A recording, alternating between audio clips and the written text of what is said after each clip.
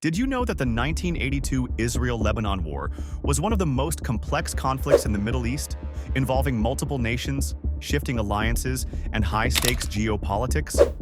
It's a story of power struggles, tragedy, and repercussions that still echo across the region. In this video, we're diving into the key events and lasting impacts of the 1982 Israel-Lebanon War, a significant turning point in Middle Eastern history. You'll learn about the motivations driving the conflict, the major players involved, and how the war reshaped the region. Stick around as we unravel this intricate web of geopolitics and the layers beneath it. Before we continue, please take a moment to subscribe to History Chronicles. Your support helps us bring you more fascinating content like this. The core issue that triggered the 1982 Israel-Lebanon War was Israel's invasion of Lebanon, aimed at dismantling the Palestinian Liberation Organization, or PLO. The PLO had been conducting attacks on northern Israel from its bases in southern Lebanon, and Israel sought to eliminate this threat once and for all. But the invasion wasn't just about military objectives. It was deeply connected to Lebanon's fractured political landscape. Lebanon had already been in turmoil due to an ongoing civil war that began in 1975, creating a breeding ground for factional violence. Syria was also heavily involved, supporting various factions to establish its influence in the country. By the time Israel moved in, it found itself facing not only the PLO but also Syrian forces and local Lebanese militias, creating a complex and chaotic battlefield. To understand what led up to this war, let's go back to the late 1970s and early 1980s, a period of intense strife for Lebanon. The Lebanese Civil War had fragmented the country along sectarian lines, and the PLO had established itself as a powerful force within Lebanon, deeply influencing its politics. The political landscape was further complicated by Syria, which deployed its forces to secure influence and counterbalance the PLO's growing presence.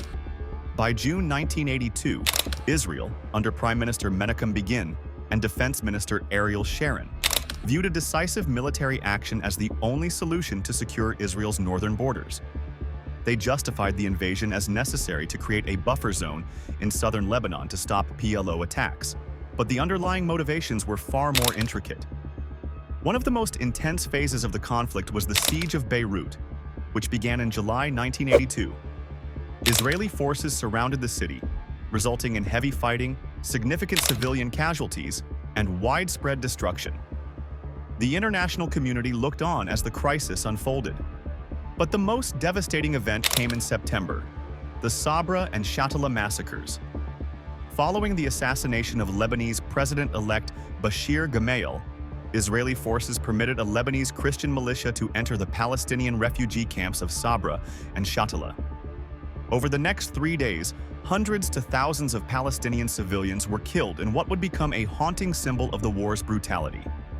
This massacre drew global condemnation, forever changing the perception of Israel's involvement in Lebanon and sparking debates within Israel itself.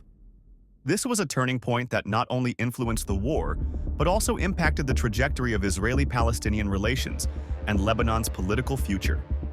So, what were the consequences of the 1982 Israel-Lebanon War? Israel occupied parts of southern Lebanon, where it aimed to set up a friendly government. However, the war left Lebanon deeply destabilized and divided. While Israel weakened the PLO, it did not eliminate it entirely, and new groups like Hezbollah emerged, drastically shifting the region's power dynamics. Anti-Israeli sentiments intensified across the Arab world, fueling further hostility in the Israeli-Palestinian conflict. The war's impact continues to be felt, as Lebanon and the Middle East grapple with the long-standing effects of this period of violence and upheaval.